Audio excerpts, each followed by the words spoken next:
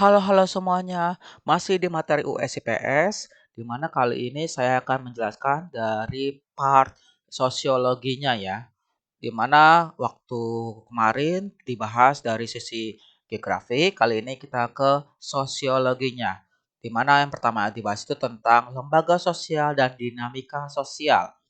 Ada namanya penduduk ya. Di jumlah penduduk Indonesia berdasarkan data kependudukan tahun 2019 berada di urutan keempat setelah Tiongkok, India, dan Amerika Serikat. Di mana juga secara jumlah penduduk Indonesia sekitar 26 juta jiwa. Di mana hal ini bisa menguntungkan dari sisi jumlah usia produktifnya yang melimpah, tapi juga bisa memberikan dampak negatif jika tidak punya kualitas sumber daya manusia yang mumpuni. Dari segi persebaran penduduk, di mana persebaran penduduk suatu wilayah atau negara itu berbentuk merata atau tidak dikenali dari kepadatan penduduknya. Kepadatan penduduk adalah indikator adanya perbedaan sumber daya alam yang dimiliki suatu wilayah, baik fisik maupun non-fisik. Maka hal ini menjadi pertimbangan pemerintah untuk melakukan pemerataan pembangunan, misalkan dengan cara perpindahan penduduk atau transmigrasi. Di Indonesia persebaran penduduknya itu belum merata, di mana daerah Indonesia itu masih sedikit dan juga ada yang padat ya. Seperti contohnya hal di Papua, di mana penduduknya 4 jiwa per kilometer persegi, sedangkan di Pulau Jawa kepadatan penduduknya mencapai 945 jiwa per kilometer persegi. Hal ini tentu menjadi masalah dalam hal pembangunan ya. Makanya dilakukanlah program transmigrasi yang dari program pemerintah maupun dari individual masyarakat itu sendiri. Lalu ada komposisi penduduk di mana dilihat dari berdasarkan usia, jenis kelamin, mata pencarian, agama, bahasa, dan juga pendidikan. Lalu dari sisi pertumbuhan penduduk dan kualitas penduduk. Keseimbangan dinamis antara kekuatan yang menambah dan kekuatan yang mengurangi jumlah penduduk, yaitu ada kelahiran, kematian, dan juga migrasi atau perpindahan penduduk. Di mana kelahiran dan kematian itu disebut faktor alami, sedangkan migrasi itu faktor non alami, ya. Di mana tingkat pertumbuhan penduduk Indonesia itu dalam kategori sedang dan untuk menurunkan pertumbuhan penduduknya, Indonesia merancang namanya program KB atau keluarga bencana. Sebagian besar struktur penduduk Indonesia itu kaum muda. Nah, ada masalah kependudukan yang dihadapi Indonesia. Pertama, dari rendahnya pendidikan, kesehatan, kesejahteraan, dan pendapatan per kapita. Dan mayoritas masyarakat Indonesia itu mata pencariannya sebagai bertani, walaupun sekarang sudah mulai beralih ke hal industri. Lalu dari sisi kuantitas penduduk, ada pertumbuhan penduduk. Jumlah penduduk Indonesia makin lama makin tahun meningkat ya, makanya disebut sebagai pertumbuhan penduduk. Dinamika pendudukan adalah perubahan jumlah penduduk pada suatu wilayah disebabkan oleh 3 faktor, ada kelahiran, natalitas, kematian, mortalitas, dan perpindahan atau migrasi. Data jumlah pendudukan diperoleh melalui sensus penduduk, registrasi penduduk, dan survei penduduk. Nah, sensus penduduk adalah penghitungan jumlah penduduk oleh pemerintah dalam jangka waktu tertentu secara serentak, di mana biasanya dilakukan setiap 10 tahun sekali dan dilaksanakan oleh BPS, Badan Pusat Statistik.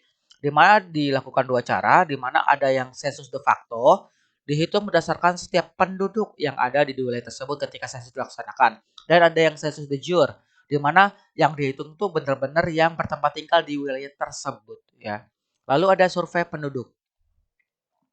Kegiatan yang dilakukan oleh pemerintah untuk melakukan penelitian dan menyediakan data statistik kependudukan pada waktu dan tempat tertentu. Lalu ada registrasi, yaitu proses kegiatan pemerintah yang meliputi pencatatan kelahiran, kematian, perkawinan, perceraian, perubahan tempat tinggal, dan perubahan pekerjaan secara rutin. Di mana ini dilakukan di tingkat yang pemerintah paling rendah, yaitu di kelurahan.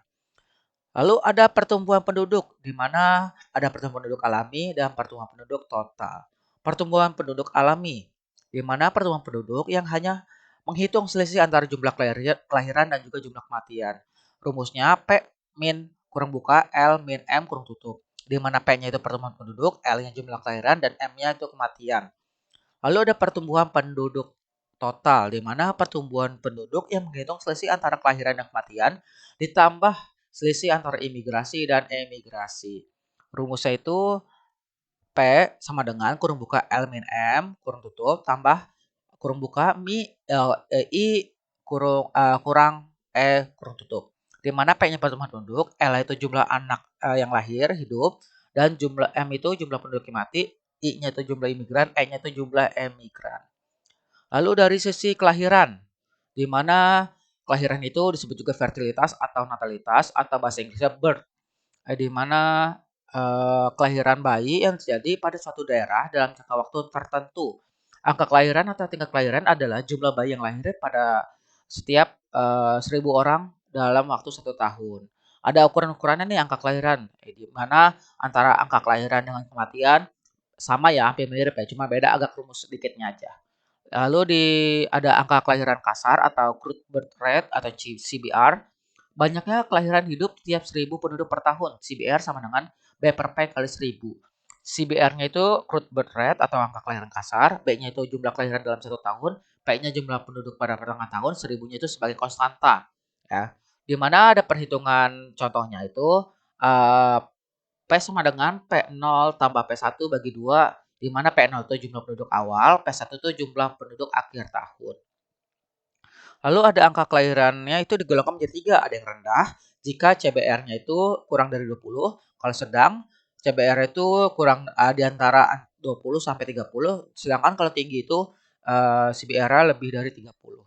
Lalu ada angka kelahiran menurut umur atau age specific fertility rate atau ASVR, di mana angka yang menunjukkan jumlah kelahiran setiap 1.000 wanita golongan umur tertentu per tahun, di mana rumusnya itu ASFR X sama dengan BX per PFX kali K.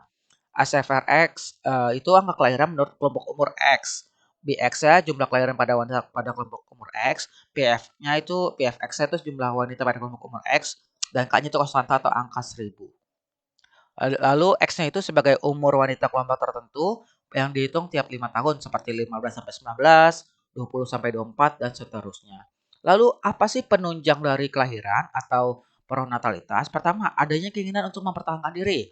Adanya ungkapan, ada banyak anak, banyak rezeki. Lalu ada anggapan bahwa anak laki-laki itu sebagai penerus keturunan dan sumber tenaga kerja. Dan adanya pernikahan usia dini.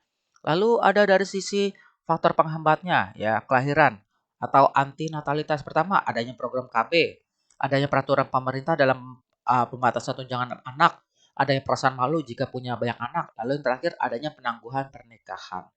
Tadi kita bahas pernikahan, kali ini kita kematian. Kematian atau mortalitas atau death, kematian penduduk yang terjadi pada suatu daerah dalam jangka waktu tertentu, di mana angka kematian atau tingkat kematian adalah jumlah penduduk yang meninggal dari setiap 1.000 orang dalam waktu 1 tahun. Bentuk ukurannya angka kematian ini sama mirip kayak yang tadi kelahiran ya, cuman beda istilah aja. Di mana ada angka kematian kasar atau CDR, eh, crude rate, crude death rate, di mana angka yang menunjukkan jumlah kematian tiap 1.000 penduduk per tahun. Di mana rumusnya itu CDR sama dengan D per P kali 1.000. Di mana CDR-nya angka kematian kasar, D-nya itu jumlah kematian pada pertengahan tahun, dan P-nya itu jumlah seluruh penduduk pertengahan tahun, dan 1.000 itu konstanta. Nah, angka kematian juga digolongkan menjadi 3. Nah, kalau rendah itu CDR-nya kurang dari 10, sedangnya itu CDR 10 sampai 20, dan tinggi CDR-nya lebih dari 20. Nah, ada kematian menurut umur atau age specific death rate atau SDR, di mana banyaknya angka kematian pada kelompok umur tertentu setiap 1.000 penduduk dalam kelompok umur yang sama. Rumusnya itu SDRX sama dengan DX per VX kali 1.000. Ya, SDRX-nya itu angka kematian khusus umur tertentu X, DX itu sebagai jumlah kematian pada umur tertentu selama 1 tahun, PX jumlah penduduk pada umur tertentu 1.000-nya itu sebagai konstanta. Lalu ada faktor penunjang kematian atau promortalitas. Fasilitas kesehatan yang kurang memadai, kurang kesadaran masyarakat akan pentingnya kesehatan, bencana alam yang menimbulkan korban jiwa, peperangan, kecelakaan lalu lintas, pembunuhan, atau bunuh diri. Lalu ada faktor penghambat kematian atau antimortalitas. Pertama, adanya fasilitas kesehatan yang memadai, kesadaran masyarakat yang tinggi terhadap pentingnya kesehatan, lingkungan yang bersih dan sehat, keadaan gizi yang baik, dan terakhir ajaran agama yang melarang pembunuhan dan bunuh diri. Nah, eh, segini aja untuk pembahasan kali ini. Mengenai pembahasan berikutnya itu kepada penduduk akan kita bahas di video berikutnya. Wassalamualaikum warahmatullahi wabarakatuh. dan adios.